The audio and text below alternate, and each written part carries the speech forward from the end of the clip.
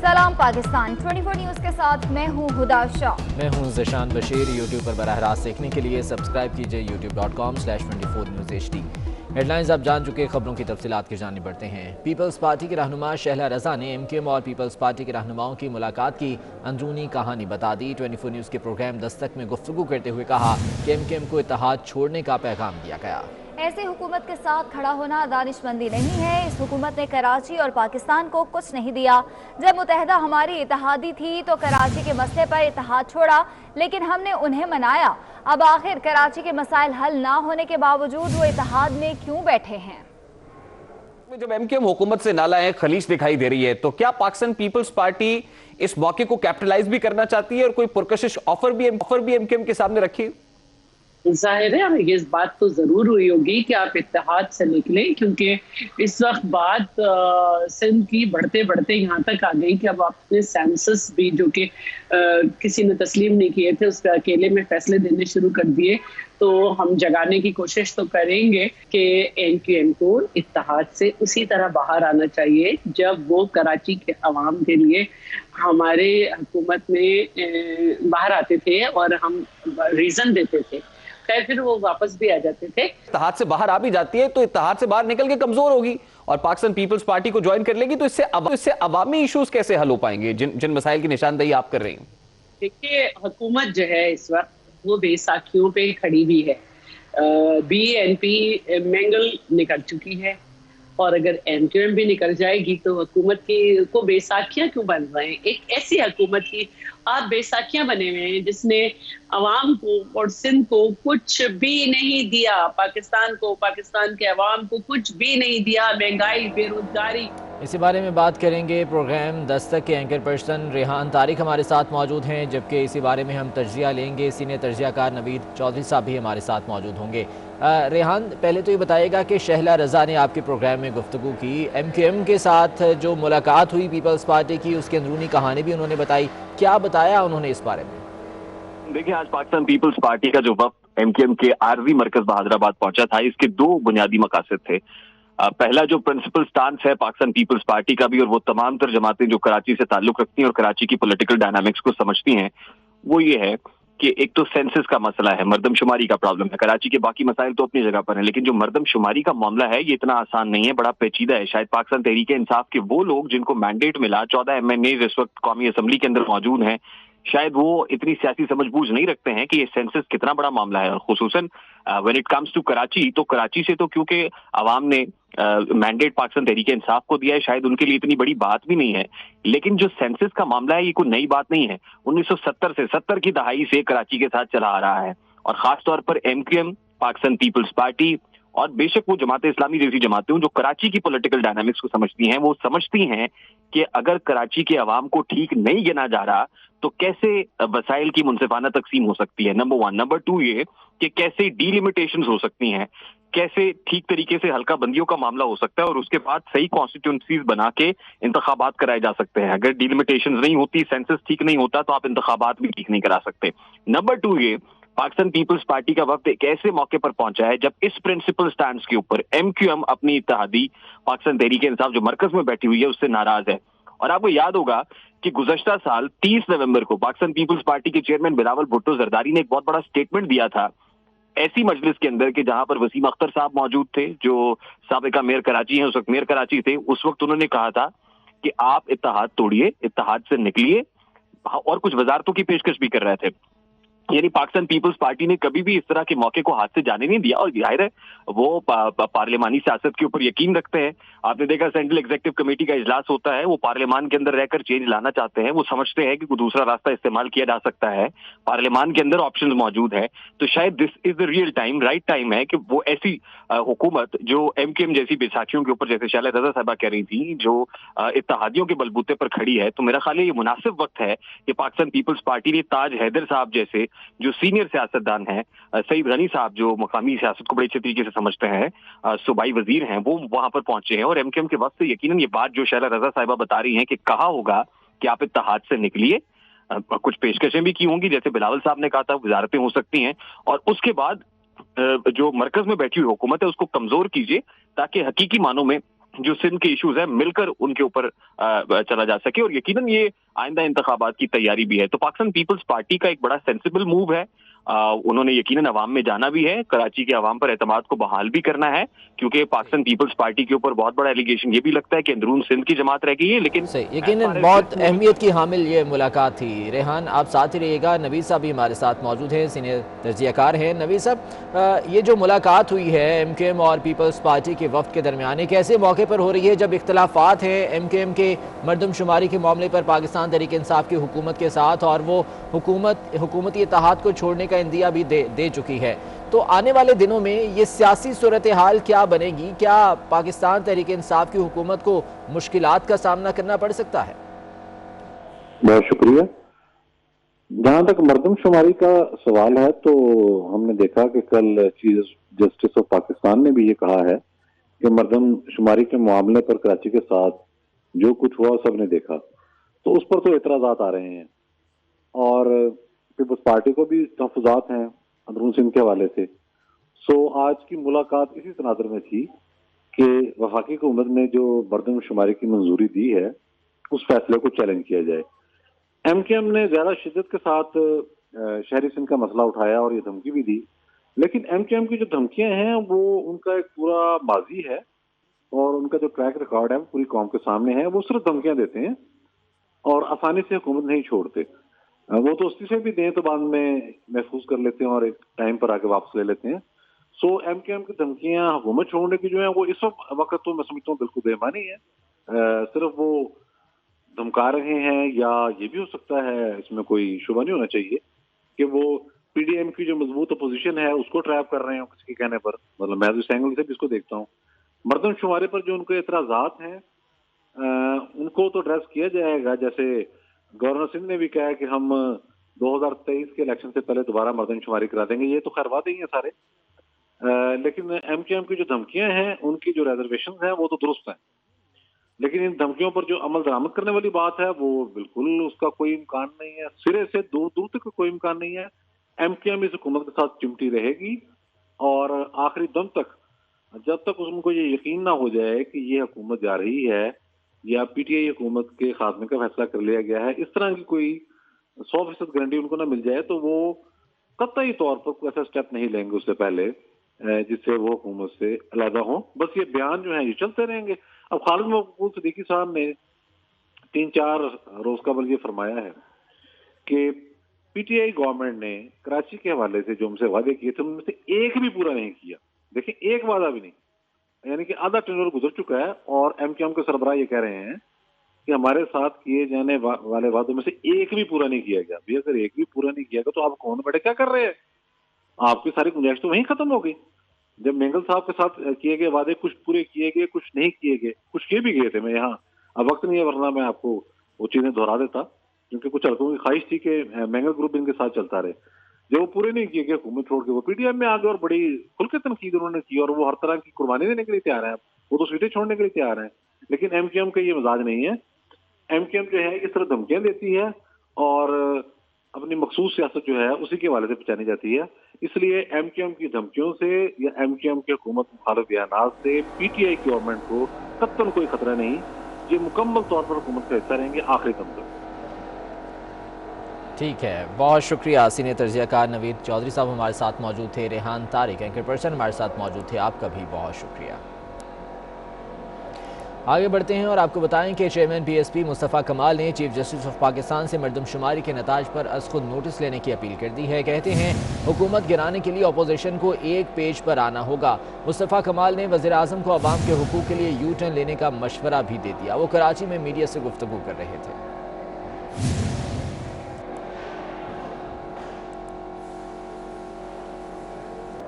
कराची में कायदे हिज़्ब इख्तिलाफ गिलगित बल्तिस्तान असम्बली और सदर peoples party Amjad Hussain advocate ने वफ्द के हमरा पीपल्स सेक्रेटरीट का दौरा किया। इस मौके पर उनका कहना था कि गिलगित बल्तिस्तान इलेक्शन में 2018 के इंतखाबात की तारीख दोहराई गई। इसी हवाले से बात करेंगे। मोहम्मद कामरान हमारे साथ मौजूद हैं। कामरान बताएगा।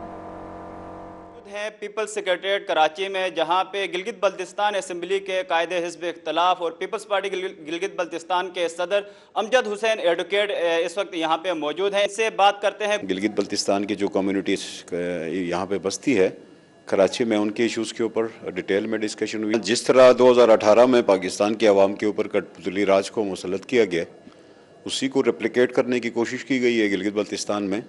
اور جس طرح کے لوگوں کو گلگت بلتستان کے نظام کے اوپر مسلط کیا گیا، اب وہ اپنی زندگی میں شاید الیکشن جیتنے کا سوچ بھی نہیں سکتے تھے. باقی نظام جو پاکستان میں جس طرح چلایا جا رہا ہے، اسی طرح گلگت بلتستان میں بھی حکومت چل تو رہی ہے، نظر آ رہا ہے، لیکن حکومت کوئی اور چلا رہا ہے. امجد ایڈوکیٹ کے ساتھ سابق جو وزیر اعلیٰ گلگت بلتستان مہدی شاہ ہیں اور جو دیگر ان کے ساتھ ایک پورا وفد تھا جو یہاں پہ گلگت پیپلز سیکریٹریٹ کراچی میں یہاں پہ پہنچے اور اپنے جو گلگت بلتستان کی جو کمیونٹی ہے ان سے. بہت شکریہ آپ کا. بجلی مہنگی نہ کرنے کے دعوے ہوا میں اڑ گئے. گزشتہ 3 روز میں بجلی ہیلے بہانوں سے فی یونٹ 1 روپیہ 24 پیسے مہنگی کر دی گئی. 28 دسمبر کو بجلی کے ٹیرف میں 18 پیسے کا اضافہ کیا گیا، جبکہ آج فیول ایڈجسٹمنٹ کی مد میں 1 روپے 6 پیسے مہنگی کر دی گئی ہے. یہی نہیں، نیپرا پہلے ہی بجلی کی 3 تقسیم کار کمپنیز کے ٹیرف میں اضافے کی تجویز دے چکی ہے. ملکی سیاست کی بات کرتے ہیں. گرفتاریوں کے خلاف احتجاج کریں گے، خاموش نہیں بیٹھیں گے. مولانا فضل الرحمان نے حکومت پر واضح کر دیا. کہتے ہیں ایسا نہیں کہ یہ لوگ پکڑتے جائیں اور ہم چپ رہیں، اب ہم انقلاب کی طرف جا رہے ہیں. مریم نواز نے بلاول بھٹو کی تجاویز کو مثبت قرار دے دیا. کہا پی ڈی ایم کی تمام جماعتیں بلاول بھٹو کا موقف سننا چاہتی ہیں. ضمنی الیکشن میں حصہ لینے یا نہ لینے کا اعلان پی ڈی ایم کے پلیٹ فارم سے ہوگا. بلاول صاحب کی کل پریس کانفرنس تھی، اس میں انہوں نے جو باتیں کہیں وہ ایک اچھی باتیں تھیں. پہلے ہم ان کو موقع دیں گے کہ وہ پی ڈی ایم کے اجلاس کے اندر فرسٹ کو وہ اپنی سب باتیں رکھیں، اس پہ ہم ڈسکس کریں گے اور انشاءاللہ تعالی پی ڈی ایم اس میں مشاورت کے ساتھ ڈیسیجن لے گی. اس کا اعلان جو ہے وہ پی ڈی ایم کے پلیٹ فارم سے ہوگا.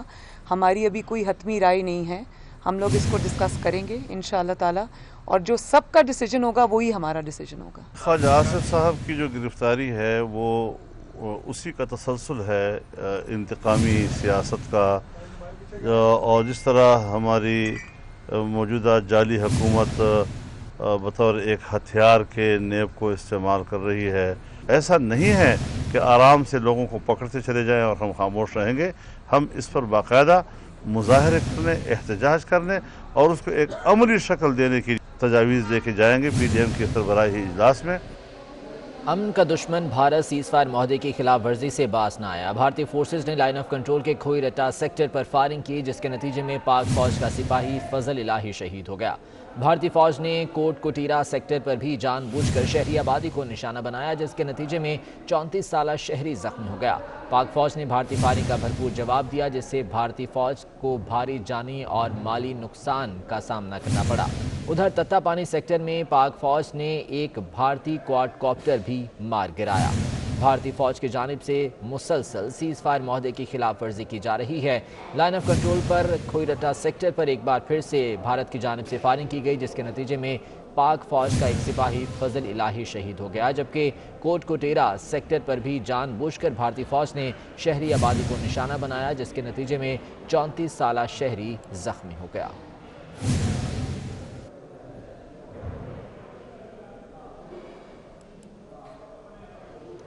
سید محمد طاہا کو چیف انجینئر بلدیہ عظمیٰ کراچی تعینات کر دیا گیا ہے. اس سے قبل وہ 3 عہدوں پر بیک وقت تعینات تھے.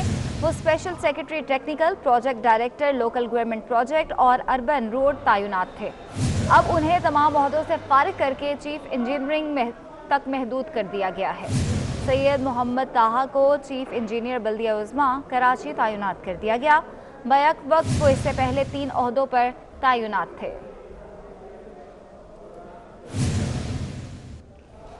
F P C C I election کے نتائج آ گئے. صدارت کے لیے مقابلہ ٹائی ہو گیا. یونائٹڈ بزنس گروپ کے صدارتی امیدوار خالد طواب اور بزنس مین پینل کے ناصر حیات مگو نے 178 ووٹ حاصل کیے، جبکہ ووٹوں کی دوبارہ گنتی کی جا رہی ہے. برسر اقتدار گروپ بزنس مین پینل نے مجموعی طور پر 6 سیٹیں جیتیں، جبکہ یونائٹڈ بزنس گروپ نے نائب صدر کی 4 نشستوں پر کامیابی حاصل کی ہے. F P C C I election کے نتائج آ گئے ہیں. صدارت کے لیے مقابلہ ٹائی ہو گیا ہے. اشرف خان ہمارے ساتھ موجود ہیں، ان سے مزید جان لیتے ہیں. اشرف خان، بتائے گا کیا صورتحال رہی الیکشن میں؟ جی ایف پی سی سی آئی کی جو الیکشن ہے اس میں صدارتی الیکشن میں ٹائی ہوگی، اور سب سے اہم بات کہ یو بی جی اور بی ایم پی جو گروپ ہے دونوں آمنے سامنے ہیں. دونوں کے جو امیدوار تھے صدارتی، جیسے خالد طواب یو بی جی کے تھے اور بی ایم جی کے جو ناصر حیات تھے، تو ان کے درمیان جو ٹائی ہوا ہے دونوں کو 178 ووٹ ملے ہیں. یہاں پہ ابھی جو ہمیں بتایا گیا ہے کہ ایک ووٹ جو اس کو منسوخ کرنے کا کہا گیا یو بی جی کی طرف سے. اب وہ الیکشن کمیشن کو درخواست دی گئی ہے، اب وہ ان کو جانچ کرے گا. اس کے بعد اگر ایک ووٹ منسوخ ہو جاتا ہے تو ایک ووٹ جو ہے ناصر حیات کا وہ کم ہو جائے گا، جس سے خالد طواب جیت جائیں گے. لیکن اس کے ساتھ اگر یہ دونوں برقرار رہتا ہے، وہ ووٹ بھی برقرار رہتا ہے، تو یہ ٹائی رہے گا یہ دونوں صدر کے امیدوار کے لیے. اور اس کے لیے 2 آپشن مزید بتائے گئے ہیں. 2 آپشن میں یہ یا تو ٹاس کر کے دیکھا جائے کہ کون جو صدر کا امیدوار بنے گا، یا تو خالد طواب بنتے ہیں یا ناصر حیات بنتے ہیں. اور تیسرا جو آپشن جو بتایا گیا ہے وہ یہ ہے کہ ان کے ساتھ جو بیٹھ کے وہ مشاورت کی جائے گی، اور باہمی مشاورت کے بعد یہ فیصلہ کیا جائے گا کہ 6 مہینے ایک گروپ جو کرے گا صدارتی جو اس کی ایف پی سی سی کے صدر کی حیثیت سے، اور دوسرا جو 6 مہینے جو ہے دوسری پارٹی یعنی بی ایم جی گروپ کرے گی. تو اس طریقے سے ابھی یہ ہوا ہے جو ٹائی کا معاملہ اہم جو عہدہ تھا ایف پی سی سی کا، اس کے لیے ابھی تک یہ فیصلہ. ٹھیک ہے اشرف خان، بہت شکریہ اپڈیٹ کرنے کے لیے. اور یو بی جی کے سینئر ممبر مرزا اختیار بے کہتے ہیں کہ ہم نے دوبارہ گنتی میں بزنس مین پینل کا ایک ووٹ منسوخ کرنے کا کہا ہے. ووٹ منسوخ نہ ہوا تو 2 آپشنز ہیں. ان کا اس حوالے سے کیا کہنا ہے آپ کو دکھاتے ہیں. چیز تو یہ ہے کہ جب ٹائی ہوتا ہے تو ری کاؤنٹنگ ہوتی ہے. ری کاؤنٹنگ دونوں کی ہوتی ہے. 178 پہ ٹائی ہوا ہے، یعنی خالد طواب جو ہمارا کینڈیڈیٹ ہے یو بی جی نے 178 ووٹس لیے، اور ان کا جو ہے ناصر حیات منگو بزنس مین پینل کا انہوں بھی 178 لیے. تو اب ری کاؤنٹنگ ہو رہی ہے. ری کاؤنٹنگ میں ایک ووٹ ایسا نکلا ہے جو ریجیکٹ کے لیے ہم نے اپیل کری ہے، اس کے لیے وہ نہیں مان رہے. ہم نے الیکشن کمیشن کو بیچ میں ڈالا ہے. اب اگر الیکشن کمیشن اس ووٹ کو ریجیکٹ مان لیتا ہے تو ہم جیت گئے. خالد طواب جیت گیا کیونکہ اس کے 178 ہوں گے اور ان کے 177 ہو جائیں گے. وہ 8 ووٹ نکل کے اگر وہ ریجیکٹ نہیں کرتے، اپنی جگہ پہ وہ رہتا ہے، تو دونوں کی 178 اور 178 ہونے پہ ٹاس ہوتا ہے. یا دونوں پارٹیز، دونوں گروپ جو میں اوپر جا رہا ہوں ابھی بات کرنے، 6 مہینے ایک دوسرے کو دے سکتے ہیں، بٹ ایمیکیبلی کرنا ہوتا ہے، یہ باہمی رضامندی سے. بزنس مین پینل کے شاہ زیب اکرم ایف پی سی سی آئی کے سینئر نائب صدر منتخب ہو گئے. یو بی جی کے سربراہ ایس ایم منیر نے شاہ زیب اکرم کو کامیابی پر مبارکباد دی ہے. کہتے ہیں اب ہم سب مل کر کھلے دل سے آگے بڑھیں گے. بزنس مین پینل کے شاہ زیب اکرم ایف پی سی سی آئی کے سینئر نائب صدر منتخب ہو گئے ہیں. یو بی جی کے سربراہ ایس ایم منیر شاہ نے شاہ زیب اکرم کو کامیابی پر مبارکباد دی ہے. ان کا کہنا ہے کہ اب ہم سب مل کر کھلے دل سے آگے بڑھیں گے.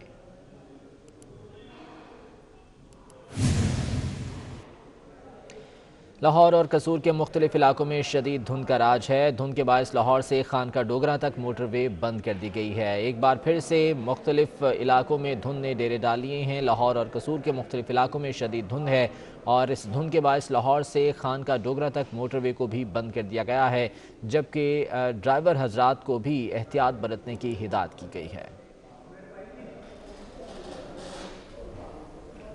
کورونا کی نئی اور پرانی قسم میں زیادہ فرق نہیں ہے. نئی قسم ذرا تیزی کے ساتھ پھیلتی ہے. نئے اور پرانے کورونا کے ٹیسٹ کرنے میں بھی کوئی زیادہ فرق نہیں ہے. یہ کہنا ہے کراچی میں consultant and head of infection diseases doctor Faisal Mahmood کا. وہ 24 نیوز سے خصوصی گفتگو کر رہے تھے. نئے اور پرانے جو قسم ہے اس میں زیادہ فرق نہیں ہے. یہ جو نیا جو وائرس کا جو قسم جو انگلینڈ میں پایا گیا ہے، اس میں بہت ہی معمولی سے 2-3 جگہوں پہ فرق پایا گیا ہے. اور یہ ہم سمجھ رہے ہیں کہ شاید یہ جو وائرس ہے یہ تھوڑا سا زیادہ پھیلتا ہے، مگر اس کی بھی پوری طرح سے تصدیق ابھی تک ہوئی نہیں ہے. چونکہ دونوں وائرسز میں زیادہ خاص فرق نہیں ہے. دونوں کا ٹیسٹ کا طریقہ، دونوں کی بیماریاں، دونوں کے علامات بالکل وہی ہیں. یعنی کہ اس کو ڈائگنوز کرنے کا طریقہ وہی ہے کہ آپ ناک سے سیمپل لیں اور اس کو پی سی آر کے لیے بھیجیں. سال نو کی آمد کے موقع پر کراچی میں موٹر سائیکل کی ون ویلنگ پر کارروائی ہوگی. کمشنر کراچی نے صاف بتا دیا. شہر میں پٹاخوں کے استعمال پر بھی پابندی عائد کر دی گئی. کمشنر کراچی نے پولیس اور انتظامیہ کو عمل درآمد یقینی بنانے کی ہدایت بھی کر دی ہے. سال نو کی آمد کے موقع پر کراچی میں موٹر سائیکل کی ون ویلنگ پر کارروائی کی جائے گی. کمشنر کراچی کا یہ کہنا ہے کہ شہر میں پٹاخوں کے استعمال پر بھی پابندی عائد کر دی گئی ہے.